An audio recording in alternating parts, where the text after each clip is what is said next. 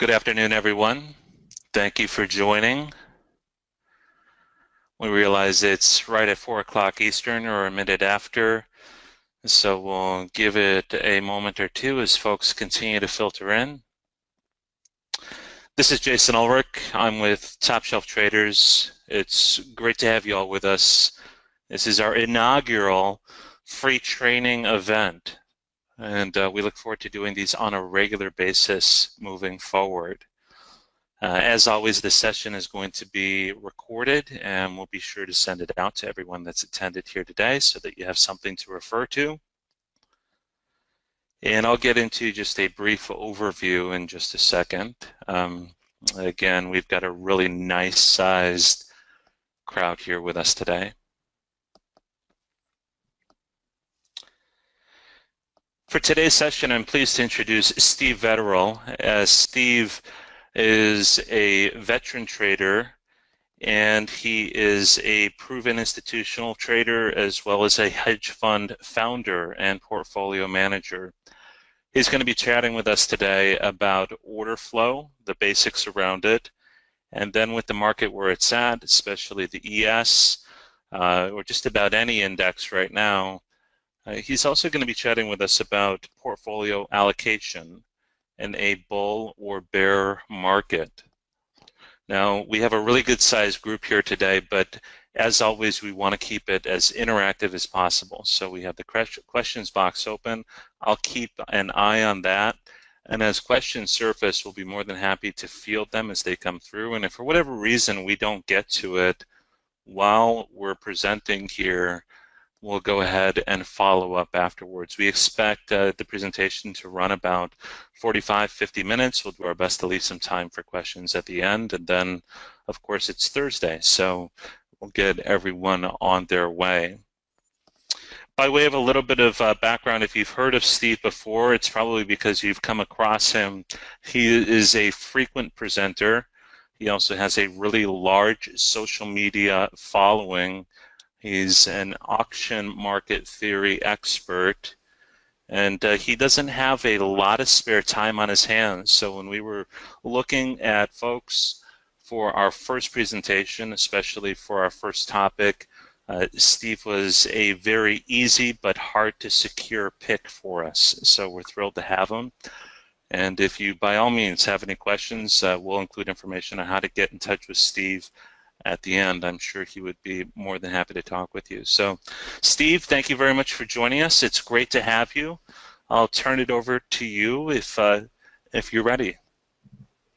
Yeah, thank you, Jason. Hey, welcome everybody. 14th of September. The summer's over, and I guess we'll get back to trading. Hopefully, get some more volumes and get out of the chop we've been in here. But I want to thank everybody for attending. Again, my name is Steve Vetterell, founder of FXCS Trader. That is our coaching and education trading company for the futures markets. That is where I spend part of my time, small amount of time. The majority of my time I spend running Benchmark Wealth Advisors. It's our fee-only investment advisory firm here, Northern San Diego. Today is the using order flow to gain an advantage. For those of you that have attended my webinars in the past, I have talked ad nauseum about order flow. I feel that at the most micro level, it is one of the, what I like to call the fine tuners of before the execution takes place. And I think that, especially if you've seen a lot of the videos, I have a fairly popular YouTube channel here that, I'll show that slide right here. It has some videos related to order flow and market profile, so it may seem a little strange, but I often cover the most macro and the most important part of understanding the auction, which is auction market theory or market profile, and then I will oftentimes skip to the very micro level of understanding order flow. So we could talk about that today, but I get a lot of questions outside of that on sort of what I do and so forth, but let me just go through quickly so all the attorneys are happy. The disclaimer here as far as trading. So hypothetical or simulated performance results have certain limitations, so unlike an actual performance record, simulated results do not represent actual trading. And essentially, the futures markets offer substantial risk. Yes, you could lose all your money trading futures. Do not trade with your rent money. So the biggest questions I get related to this are, just understanding the markets, and I'm often asked, and here's just a little bio about myself. So essentially, I was very fortunate in coming up through the ranks of Fidelity as an analyst and a broker to see sort of both sides that went on. And I think the thing that surprised me is that the buy and hold mantra that is pitched by most of the asset managers in this country is not actually what most of the very successful traders and portfolio managers even do.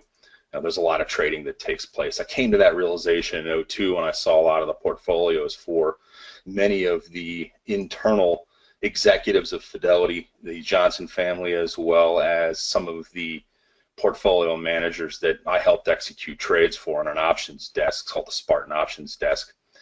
And I think what just blew me away was that the most successful people in this business, the ones that are on the Forbes list, and especially in the financial section that haven't inherited it, they became excellent traders first before they built firms, whether it be private equity, hedge fund, venture capital. So I set out and made a big change in my career in 2006 and left the asset accumulation side of the business and decided to get in and teach myself the trading side of the business. We formed a long short fund in 2006 after I left two previous employers. So essentially got sick of building wealth for other firms and decided to form my own firm.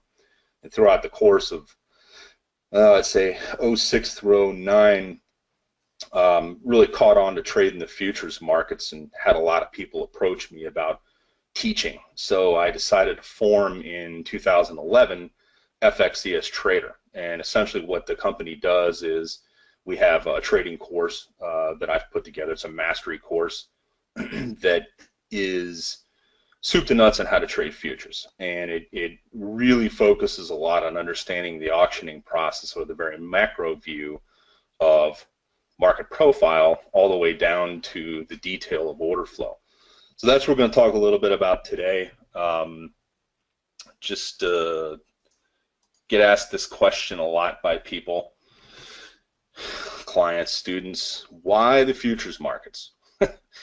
And thanks to Scott Hunseter at Nanex, this is a great diagram that explains the mess that is trading equities, in my opinion, as far as execution from the different firms, or I should say the different co-location facilities. Most of these are in North Jersey, as you can see, versus the very simple execution with the Chicago Mercantile Exchange and NYMEX. Okay, so the orders come right into the CME, and the data comes out, feeds into your systems via like a DTN IQ feed, or Rhythmic, or whatever your data feed is, in the Aurora, Illinois facility. And it really, from the standpoint of trading futures, obviously there's more leverage, but you have a far more favorable tax treatment if you're a resident of the United States. That's a 60-40 tax treatment. And that is far more favorable than trading individual equities, options, or Forex. Okay? And so that makes it, from a taxation standpoint, you obviously have the leverage. The key thing is really just finding a mentor and helping he or she cut the learning curve for you. So with a lot of the webinars I'm asked to do by different organizations, LinSoft, Market Delta, Ninja Trader, you guys have probably seen some of this stuff, Trader Kingdom, which was actually bought out by Ninja Brokerage. I try to focus on two things: understanding market profile or auction market theory, and getting into just understanding the markets and so forth. So that's my bio.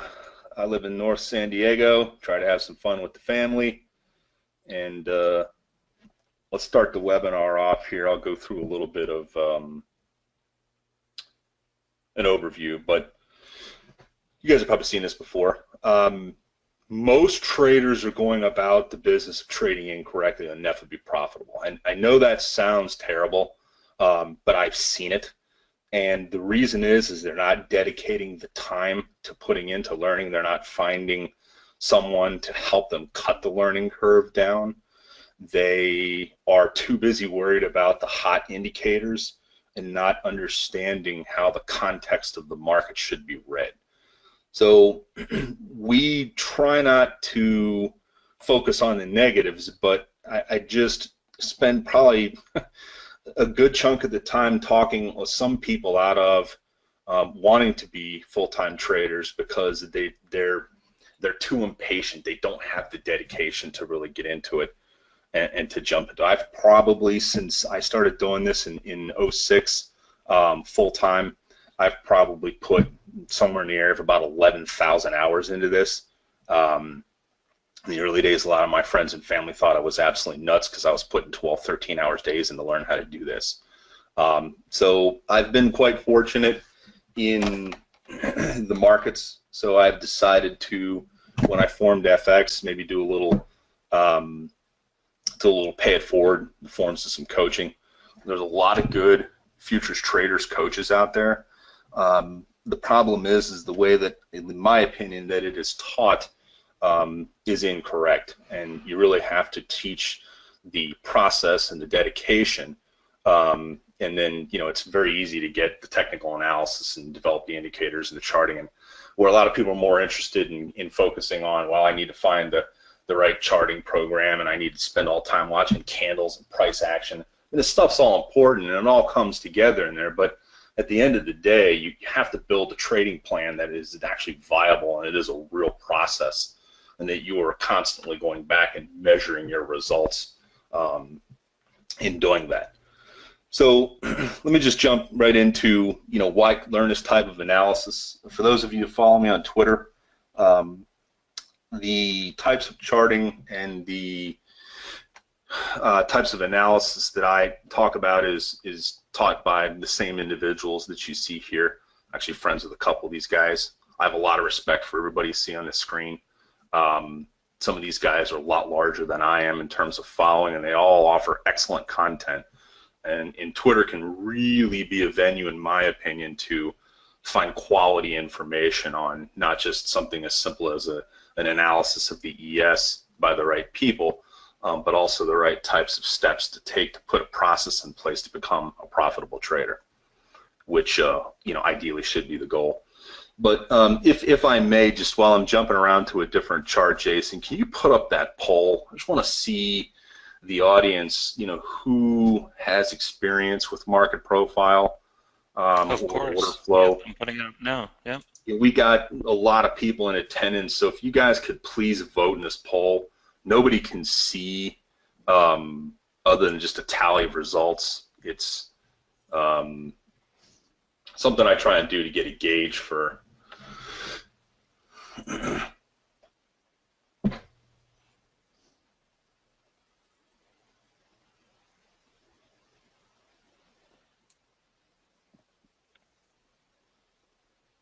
Do I need to switch the screen over to you so we can put the poll up? No, it's up. People are voting right now. Okay. We got some pros in the room. We've got some folks that are just starting with order flow, so it looks like it's a nice range. Okay. Too bad you can't vote, Steve. We'd have you under very, very experienced. So while you guys are voting, I'm going to go through the webinar overview, if I may. So we'll talk a little about market profile and delta. The order flow I define as just reading what's being executed at the most aggressive level for both the delta print charts, or for those using market delta footprint chart. Essentially, what is it? Why it's important to understand how it tracks order flow. Okay. The key thing is that, as many of you that are pros in this room may know, you really need an edge. You need a statistical advantage when you're trading the futures markets, whether you're trading the ES, the NQs. I'm not a big fan of trading the Russell or the YMs, but some of those do trade. That's, essentially you can utilize everything I'm going to teach to trade most of the currencies, primarily the euro, US dollar, as well as the yen dollar, the 6B, which is the CME, British pound 6E, which is the Euro 6J. I'm a big fan of what I'm teaching. You can utilize it to trade the DAX on Eurex, so forth. Use it to trade, to a little bit of a lesser degree, oil. I don't have an opinion on utilizing this to trade gold, certainly market profile and order flow. But the key thing is with a lot of these markets, what I'm going to teach, especially the order flow part, you really need an aggregated, centralized exchange so that you can have an accumulated volume to be able to do a lot of this time and volume based analysis. So the market profile and delta print, or the order flow chart examples, we'll go through the when to trades. Essentially the goal here while observing the order flow is to determine whether trading activity is drying up, being facilitated, or increasing at pace at one form of price extreme or another. So, and one of the benefits of utilizing either the footprint chart offered by Market Delta or the Delta print chart offered by AMS Trading, which is an RTX plugin for LinSoft, IRT, is that they have a volume imbalance indicator. So it's like your own little built-in algo that actually teaches, I should say I'll teach, but it's built in and it helps you recognize when there's order imbalances. Doesn't necessarily mean if there's a large imbalance that it's going to be the top of a particular movement and we're going to trade back away from the high or the low, but it is a clue or a hint, and successive hints can really give you an edge in being able to spot a top or a bottom in whatever contract you're trading. Hey Steve, real quickly, we just closed the poll, just so you know. Okay. It looks like we've got some folks that have never traded order flow. About half our folks joining us today have experience with it but aren't yet trading, and then the other half are actively using it in one form or another. Okay, so about 50-50? About 50-50, yeah. Okay, good. All right, so I'll change up the presentation a little bit. For the pros in the room, just sort of bear with me. The goal of any of these things, especially the ones that I may attend of experts, is, if you could pick up a couple of nuggets from myself on this, then it makes the time worth it. So I'm going to talk a little bit about the 7 steps to consistent profitability towards the end. Actually, I have a little bonus if you guys want to stick around. Throw some stuff out there for you. But let's get started real quick. So market profile, again, this is the macro at the most macro level of trading. Was developed in the 80s by a Chicago board and Peter Stettlemeier. You may have seen these types of things before. Most of you recognize Jim Dalton as the one that really sort of brought it to the forefront, and Jim continues to teach market profile to this day. So, but the key components are time, price, and volume. Okay, they're all combined and displayed in a 30-minute, what they call bracket, and it's a statistical distribution, normally like a bell-shaped curve, to reveal pricing patterns.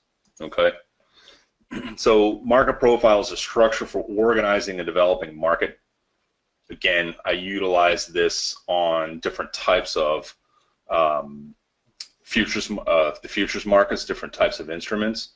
You can also use a market profile in trading individual equities as well, especially if they have a good amount of volume on them, like an Apple or some large cap.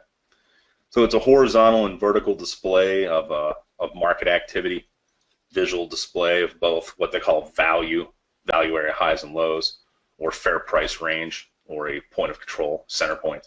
Okay. So the decision support tools, it helps traders understand the present condition of the market.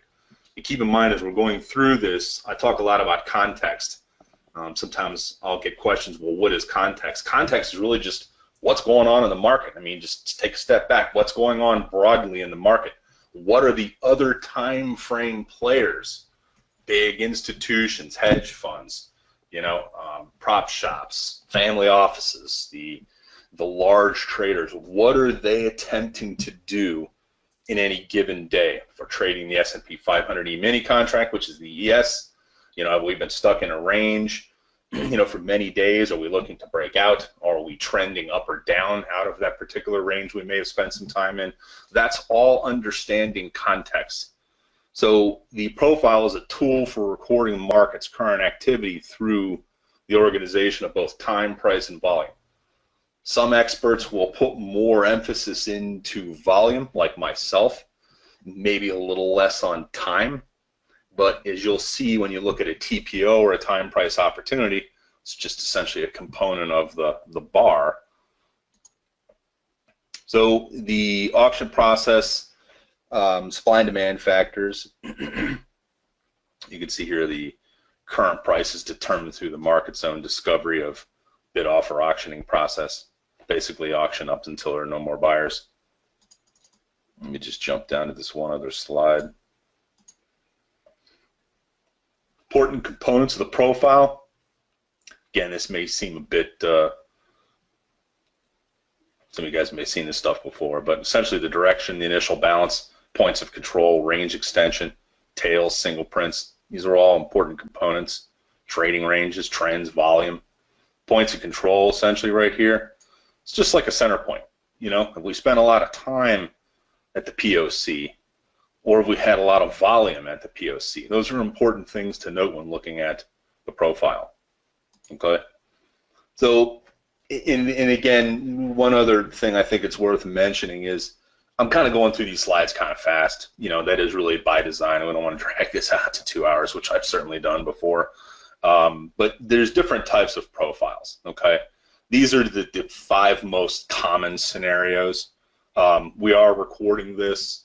I do offer these slides. If you guys want to email me, stick around at the end. I'll give you my information. If you want these slides, I can email them to you. That's fine. Just put them in PDF format.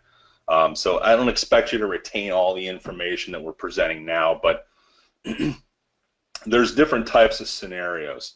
So whether you're in value and you're opening above it, that can be a clue to a potential trend day, right?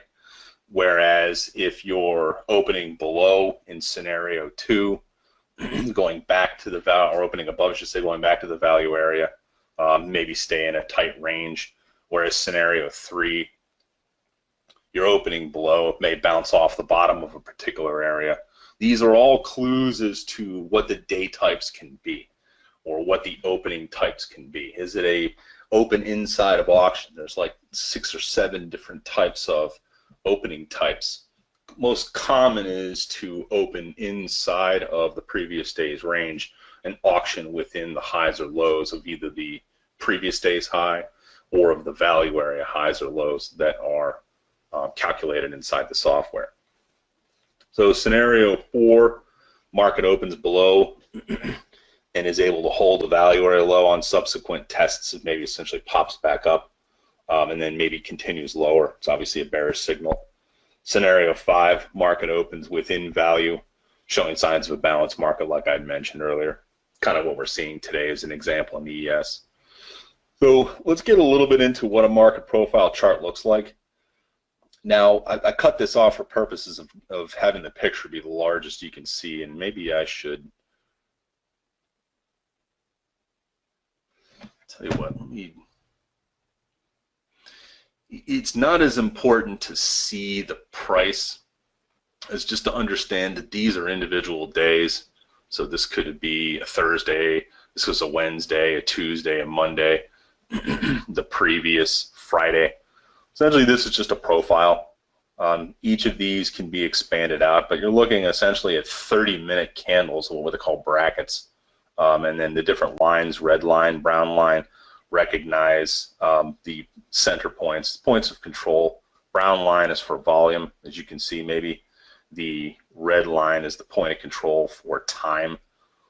So you can see sometimes these will overlap in very tight balance days or in days where we're trending up. These can offer tremendous insights into where the market will stop and turn around.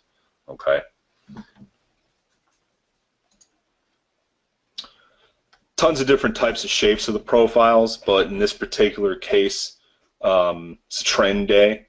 So we're recognizing that the ES opened up and it was essentially a test or open test drives, essentially it'll test lower, and then it drove up. These are days where pullbacks, which you can see we've had a number of them during this. If I was to expand this out, these 30-minute candles, we had a number of pullbacks. Really easy and high win rate type of trades, just buying the pullback at a certain point. You can see the black line that formed on only one notch of the bracket.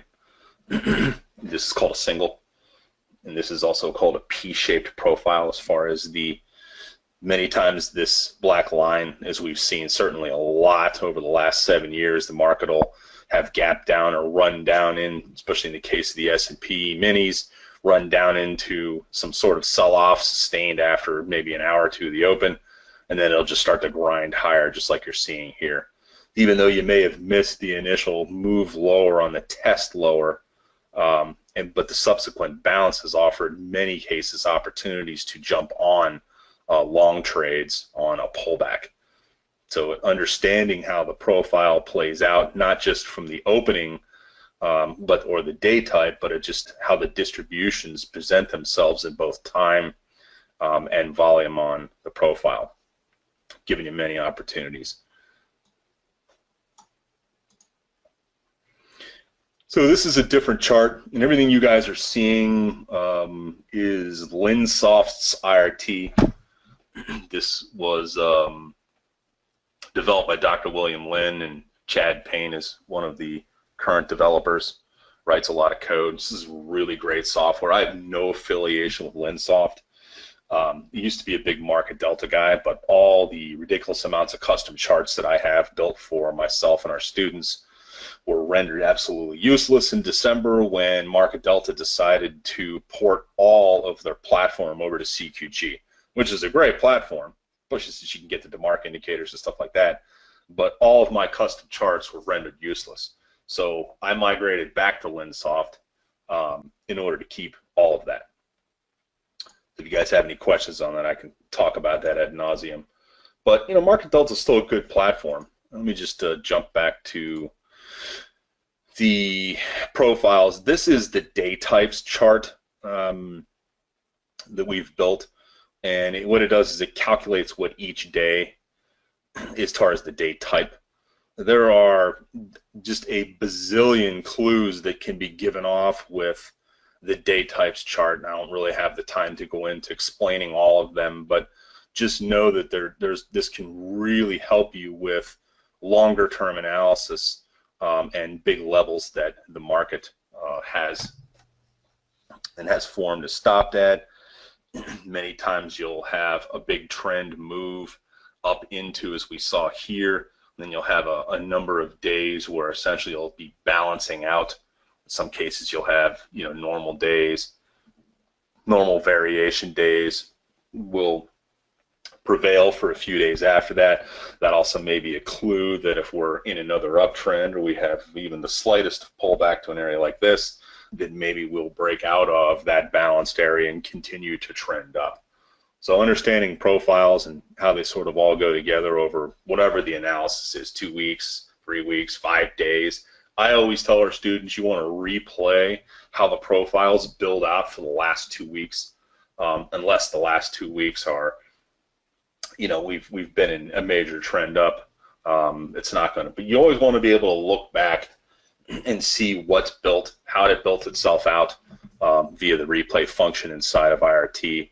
And that helps a lot with being able to visualize how this plays out. All of this is important in giving you an edge, because if you can begin to picture how things can play out based upon past pattern movements, your concentration and understanding context will go way up, and consequently you'll have a lot more confidence in your trading plan if you can envision potentially what may be playing out in the market via both time and price. So let's go on to order flow, and I've touched briefly on the most macro. I feel order flow is at its essence the most micro. It's the last thing I look at before I execute a trade inside either any of my accounts or our client accounts. the order flow is really the missing link for a lot of traders, and I think part of the problem with that is that it is the presentation of that inside of most charting platforms. It's not very good, and there are plugins for Ninja that can accomplish this. There certainly are plugins for different types of trading programs like TradeStation. Neither of those, including Sierra, am I familiar with, so I can't comment on whether they're good or not. I know the one for CQG is actually pretty good, their market profile and order flow. But you know, I really credit, frankly, you know, Trevor Hartnett at Market Delta for being able to put this in a format that will, you know, allow the trader to see inside the bar, inside the candle, to see what is being executed. Because unless you could see an accumulative volume of what actually the aggressive trader has been executed, nothing else on the dome really matters. I mean, most of that stuff is just flashed off and on the screen. You know, time and sales, to me, especially in the rate it moves, if there's no filters put on it, it really is useless. You can't glean any good information from that, in my opinion. And plus, it moves too fast. So, you know, whereas the footprint or the delta print, which I'll show you a whole bunch of pictures of, you know, they really put it in a format to be able to understand how it works. Now, I don't expect you guys through this presentation to to, you know, sort of really get it if you've never seen order flow before, and that's fine. You know, in many cases, it takes some time for this type of information to soak in, for sort of that bell to go off and, you know, really understand it. But really just the orders that are coming into the market, how they're being filled, so whether they're executing at the offer or on the bid. So the dual action, most micro level, in the order flow patterns is revealed by the two types of charts that I'm going to show you, well, primarily the delta chart. They're not traditional price patterns, okay? So they're not time and sales, they're not, you know, candle patterns. You'll be able to see the candle next to it, but you're just looking for what types of orders were executed inside. Right. So it diverges radically from traditional price, I kind of mentioned already. So the one point I want to make with this slide is that the footprint or the delta print, these are not red light, green light type systems. These aren't bells ringing at the top or bottom. It's just information of what traders primarily were interested in, the larger traders, right? So a lot of the dark pools, a lot of the algos, those types of execution, we're looking to see what are they looking to do. You know, are they looking to continue to lift the market up, or are they going to be potentially balancing for a while? Maybe there's not much volume, or sort of chopping around with low volume, or are they really trying to bring this market down? In my opinion, to be much more visible, utilizing the order flow to see that.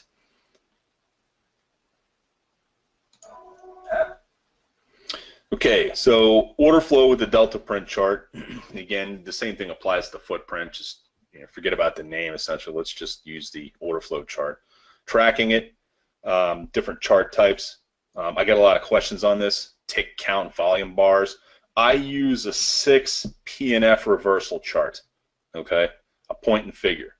Why? Because I figure if the market can't move the opposite direction in either 5 or 6 ticks, it's showing a lot about the strength or the weakness of the market, or just the nothing going on, treading water, if you will. But you can utilize, you know, whatever you want as far as the chart types. Most of the guys I trade with, they use some sort of P&F reversal. So they're executing with greater precision, gain confidence, filters the noise. Again, you see what's executing versus just stuff that's flying through the time and sales chart. Improve transparency. Obviously, these are all benefits that hopefully will lead to consistency and confidence. The delta print chart contains all price and volume data, logically organizes it. See inside the chart, uncover price and volume patterns, see where the buyers think you guys this information is a bit redundant, but I present it in different ways on these slides. Gives you an intrapart view. So let's get into understanding what it looks like. Okay, so and I'm going to use to hopefully do a good job educating you guys this. I'm going to use the volume and balance indicator that is offered in both of the charting programs to present this. So the volume imbalance uses essentially a variation and compares the bid traded volume of one price to the ask traded volume of the price located directly above it. Okay, so as you can see with these red diagonal dots, the relationship is an upper right to a lower left relationship. So comparing the bid of 251 here by the offer of 398. Okay. Most common, especially in my previous webinars, you'll see that red highlighted price or ticks, depending on what you're trading, is an indication that there is a sell side imbalance potentially, whereas the green at the bottom of a particular bar, in some cases throughout the bar, and heck, even at the top of some bars when they're continuing to lift the offer, is an indication of strength and the potential lifting of offering moving to higher prices. Okay, again, not bells ringing at the top or bottom, but just hints, clues. See a number of these that show up in a couple of bars near a big point in the market. 2400 is an example, right on the ES. Saw a whole pile of these, and it was a great level to trade against for a while until the other time frame player stepped in and absolutely ripped us up through 2400 in the market. Okay, so there's examples galore of where this can play out. I'm going to show a couple of slides of a few. So the goal of the new volume imbalance footprint, again, is to automatically highlight imbalances between volume traded at price being offered and volume trading at price being bid. Okay, just make sure you're always comparing the correct sides of this volume. There's a different way to look at it.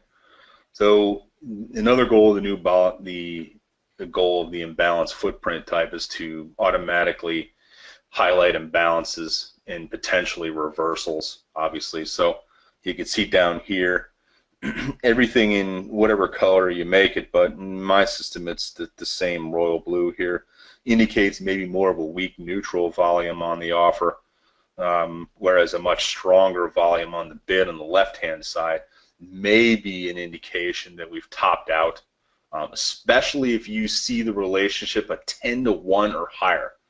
So if you can remember that, in the system, the default is set for 4-to-1. And I don't put as much credence in that as I do a 10-to-1 volume imbalance. So if I see a number of these bars print at near the top of whatever range or whatever price level, that gives me a much stronger clue that we may either chop around at that high, that the high possibly is in, maybe there's a reversal. Something really hasn't been that common over the last year in the ES. It's been much more of a predictive indicator of where you have a lot stronger volume on the ask after that typical sell-off into the mid-morning. It's typically 10 a.m., 10:30, in some cases into 11:30 New York time on the ES, and then we'll just grind up all day after a bunch of weak selling comes in, or some sort of and by the way, all of this is accumulated on the chart. I'll show you that as well, so you can sort of track the accumulated of either side. And then we've ground up all day with the very shallow pullbacks. Been a very common pattern. So let's show you show you exactly what the chart looks like. So this is the footprint. Okay, I'm going to show the footprint. This is market deltas, at least the way I've laid it out. And then I'm going to show you the delta print with the imbalance indicator. This is the more modern chart of what it looks like. So essentially, you can see, let me just jump back here real quick. I have the actual candle next to, so you get the red and you get the green.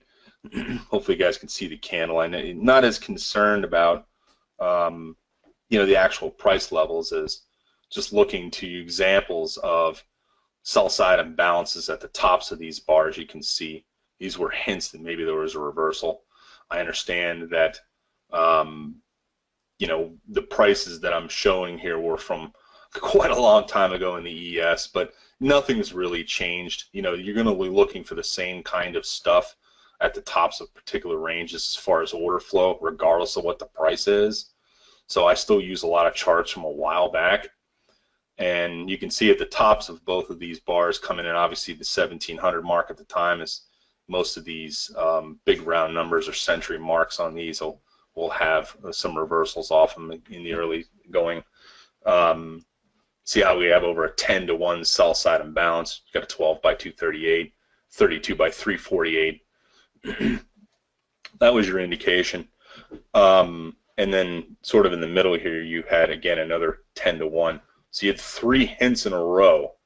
So a lot of times I'll get asked the question, well, how do I know if I see these hints, or there's a consistent pattern of essentially nothing going off and no lifting of the offers? Does that mean it's absolutely going to reverse? Well, not necessarily. I mean, recently we've seen moves up into these types of areas, and we've just chopped around for a while and had very shallow pullbacks with which to get on. Now, trading oil and certainly the DAX and other types of instruments, the opportunities for trading have been much greater, especially in oil. So, but a lot of the charts, the ES, especially anything I would show you over the last year, you've had pullbacks and everybody's bought the dip, and they put us up into a level that chops around for a while till we break out higher again. So, but you can utilize this to see that in this case, this was a short that we took, paid handsomely for us. We got multiple opportunities to take profits off the short, depending on the contract size you had on. So essentially, with a sell-off, you could see the volume that hit through here. If you can't see these small numbers, there's a lot of volume showed up. The darker the color red, the heavier the volume inside each of the price levels.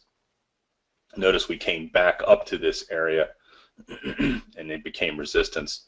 Had a nice over 10-to-1 sell side imbalance show up at the top, and then we sold off again.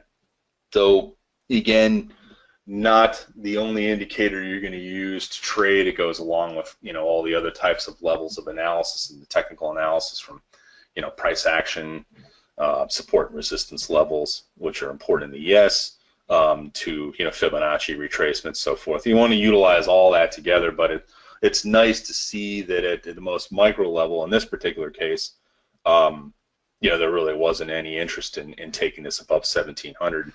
And we got some pretty nice reversals off it.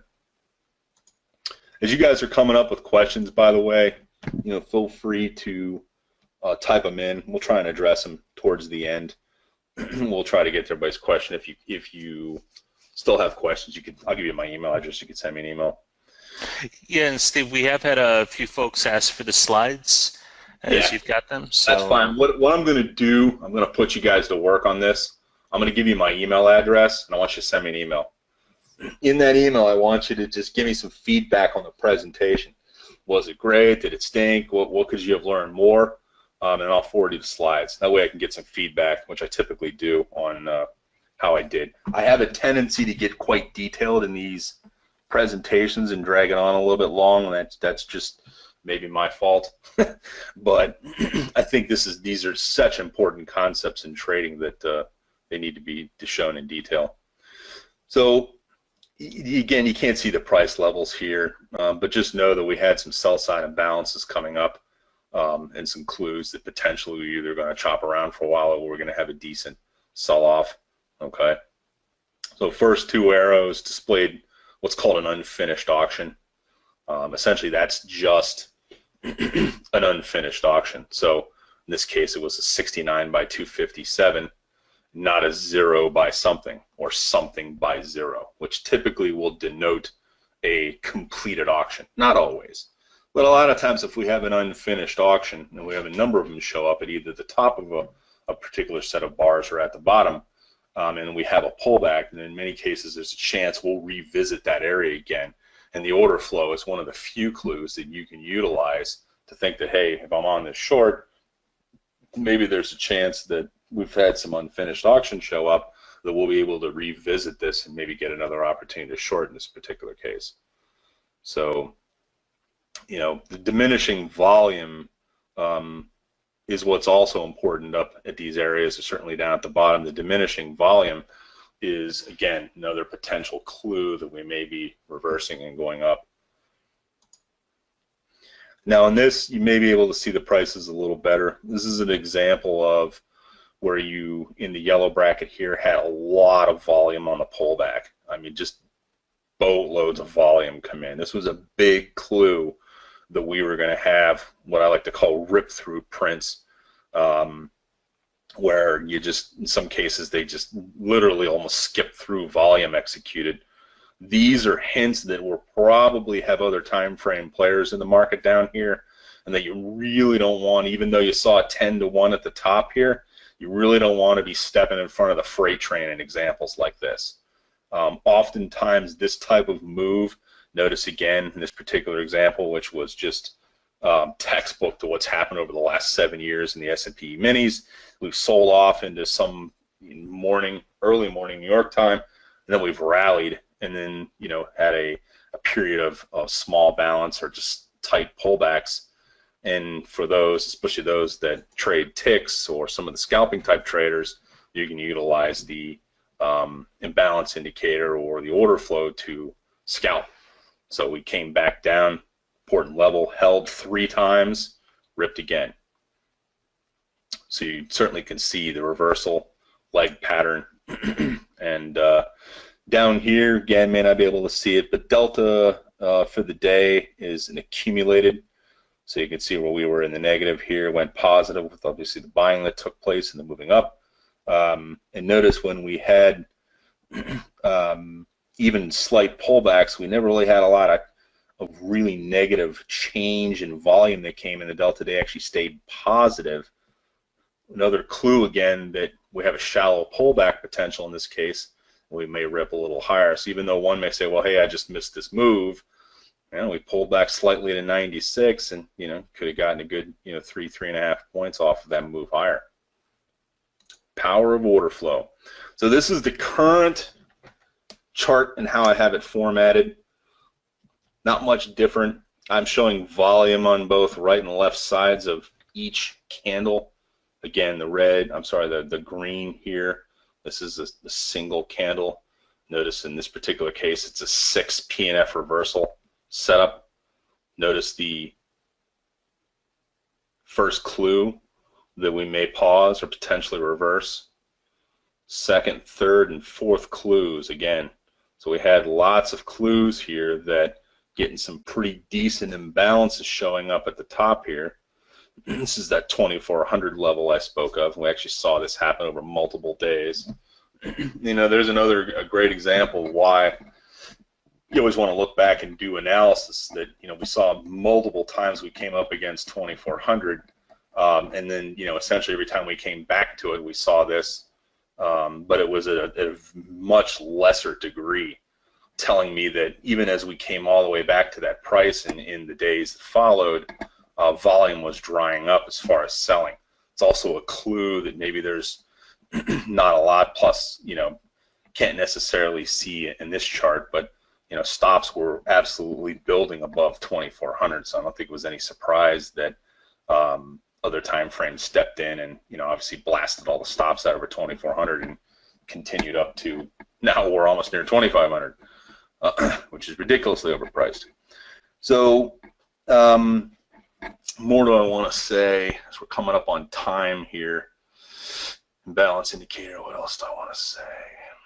There's a lot of other information that can be gleaned from this chart, but I think I've touched upon the important stuff. If you guys want to move forward and start to follow this, you know, giving you a little bit of a good starting framework for that. So let's take a pause here and let's take some questions.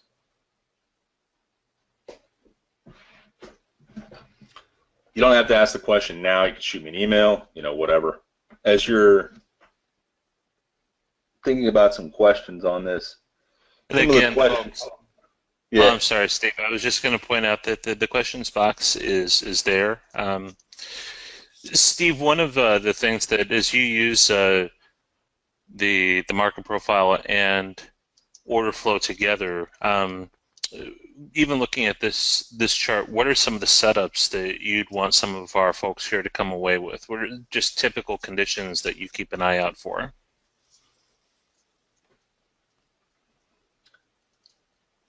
I hesitate to answer that question. I'll tell you why, okay?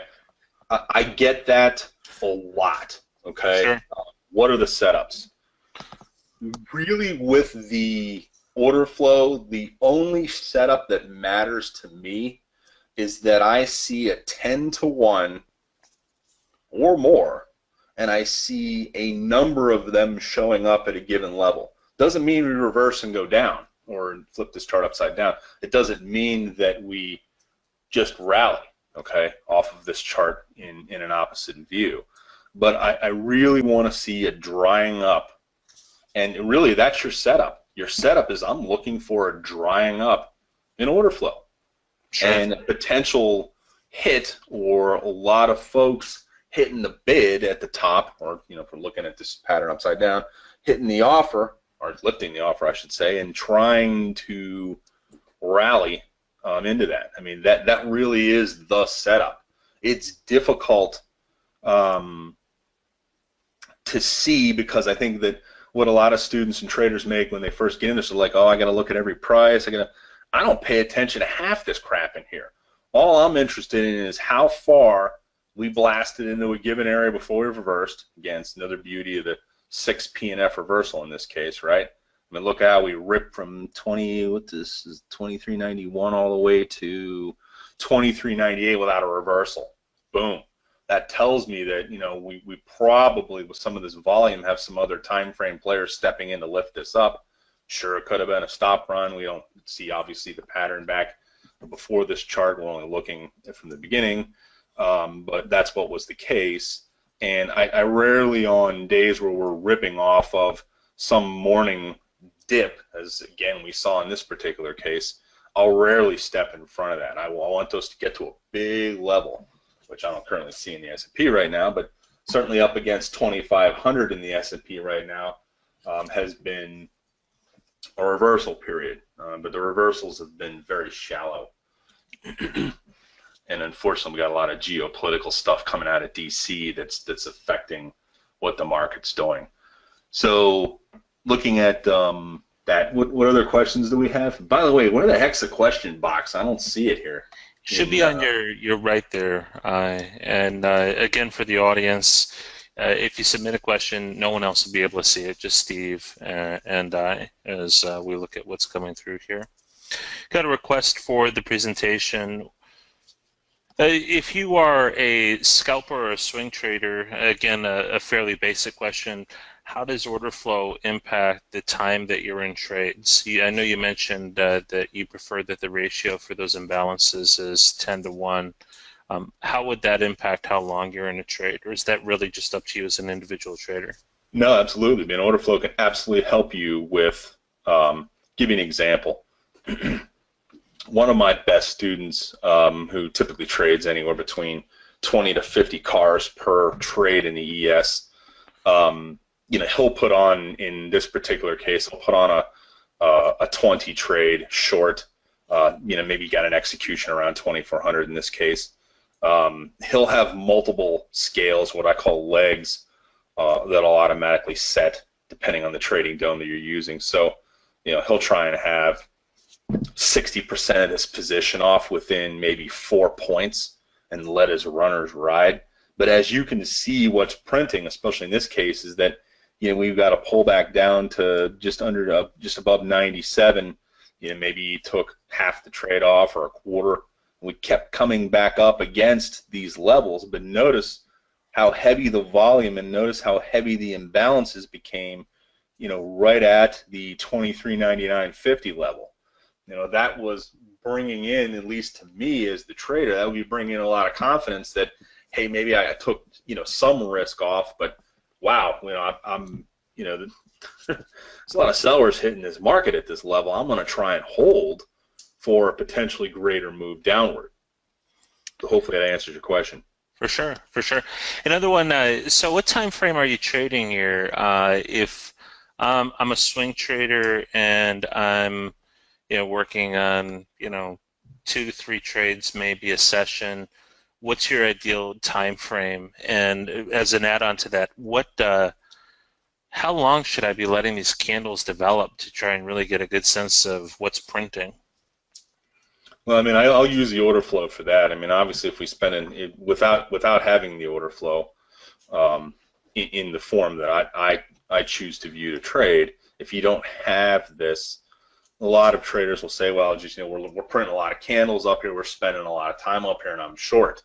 So a lot of time that will, especially ones that don't know how to utilize order flow, they'll take some of the trade off, or they'll just get out of it. I think that's a mistake, because in this particular case, if you'd had the patience, you'd seen the order flow, and in many cases the patience is warranted. I can be in these trades anywhere from 2 minutes to all day. In the case of this particular trade, we actually wound up going much lower than what you see here. We rode this thing for almost 15 points. So I had runners that were on all the way down to 15 points. So one of the biggest mistakes I see of many traders that are new, especially ones that didn't spend a lot of time in simulation on a dome, practicing out, and everybody's got a varying degree of I love sim trading, I hate it, it's not the same. Personally, it worked great for me in the beginning, okay? But you have to pretend when you're sim trading that you actually are in a live account. I mean, you mentally have to want to do well and not just be clicking orders around just because you're in a sim and it doesn't matter, right? I mean, when I first started sim trading, and I'd screw orders up. I think the guys in my office thought I was nuts, because one day I completely blew it when I first started trading. I whipped a keyboard across the room. And, I was pretty violent when I first started, because I pretended it was real money. And, I have OCD. I want everything perfect. And, the problem is in trading, you have to be comfortable with ambiguity. You're never going to have a perfect situation. So I try and, build as much of an edge I can, understanding the context of what's going on broadly, auction market theory, right? And then, obviously utilizing all the other stuff. And there's about 30 charts you guys don't see that I use to trade in addition to this order flow. By the way, thanks, Jason. I like when you read the questions, especially since I may be missing some of them here. I'm happy to do it. Happy to do it. Hey, from a couple of the folks here, as we come down the home stretch here, we'll just be a few more minutes. We want to try and get to some of these questions here. If you're new to trading order flow, or even new to futures, Steve, where would you suggest that someone starts? What instruments do you think are the best? Okay, so I'm a little old school in this, in that many of the students that come to us for assistance in this, I prefer to have a phone conversation with, because I'm going to make it crystal clear to everybody that we speak with that this really has to be taken seriously. You have to have some capital to trade. You have to have the desire to devote some time to this. You don't necessarily have to put 10,000 hours in, but we can certainly help you cut, and there's many educators out there that are good that can help you cut the learning curve on this. But the keys to consistent profitability is you got to commit, got to be positive, and don't fight the market. The market's just been, especially trading the ES. If you're a short-based trader, as I am, I'm essentially fighting the market. I can be that biased because of my experience, but I don't tell anybody that's new to fight the market. Your best and your highest win rate are trades that are pullbacks in a trend type situation. So focus on being right. Don't pay attention to your P&L. Make sure that whoever your significant other is that you have clearly had a conversation with them that, hey, I'm going to be using some capital. I'm going to be building out an office if you're at home, and that you can get some understanding from the other spouse, essentially if you're married or partner, that, you know, I'm going to be putting some time into this. I mean, I sat my wife down and said, look, I'm going to be pretty unavailable the next 6 months. And we actually had our first daughter, Ava, at the time. She was only 2 years old. And, you know, she was cool with that. And, you know, I unfortunately, what I like to call your inner monkey, your mental capacity of this, if you guys have ever seen the old Samsonite commercials, they're awesome, from the 70s and 80s, where they show you throwing a suitcase into the cage of an ape, and he's in a gorilla, and he just starts jumping all over the case. I mean, that is your brain if you aren't managing it correctly when you're trading. And unless you can control your inner monkey, it's going to be very difficult for you. And I could tell you exactly where to trade. And, you know, 70% of the people that aren't, you know, sort of have their head in the game, they're going to screw it up. So I say find a mentor and be a sponge a lot, but also make sure that, you know, you're dedicated. You know, you want to have some sort of high-speed connection. That's not wireless. That's, you know, Ethernet. You want to have, you know, some sort of laptop or, you know, Windows 10 based or whatever system that has multiple screens. You know, you don't need 8 or 12 screens to do this. You can do it with 3 or 4. And I prefer, I have 4 34-inch screens. I have a Falcon Trading R39X trading system, which is a blazer. And even as glamorous as all that setup is, it's only about $5 grand for everything. There's not too many businesses where you can spend, you know, maybe $1 grand or 2 on some educational courses and 5Gs or 3Gs or whatever on a computer system and have the ability to have a 7-figure year. Right and on. There's just not. There isn't a business that you can make money in bull or bear markets. You know, if everything's falling apart, you can be short. So, as I answer more questions, since I've gotten a couple emails on this, here's the course, if you guys are interested. Keep in mind one thing here, and I don't normally do this, but I've got Benchmark, our advisory firm. I've got the firm running like a pretty well-oiled machine for our clients right now, as far as a lot of the fintech I've implemented at the firm. So I do have actually surprisingly some time in September and October. So I've decided with some of our newer students, I'm actually going to offer some one-on-one mentoring, which I don't normally do. But if you guys are interested in this deal, we're going to run it till Sunday night. Got a couple questions on Benchmark. Yes, we are accepting new clients as well. You could send me an email on that. My email, you guys, is steve@fxcstrader.com. I'll type that in. Yeah, I was just going to say, throw it in the chat box if you could, Steve. Here it is. So let's see, send this out to the whole audience.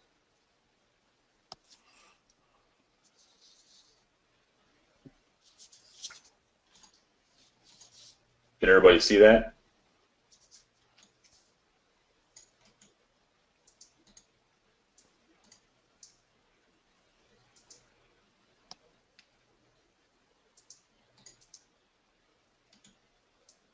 Yep, it came.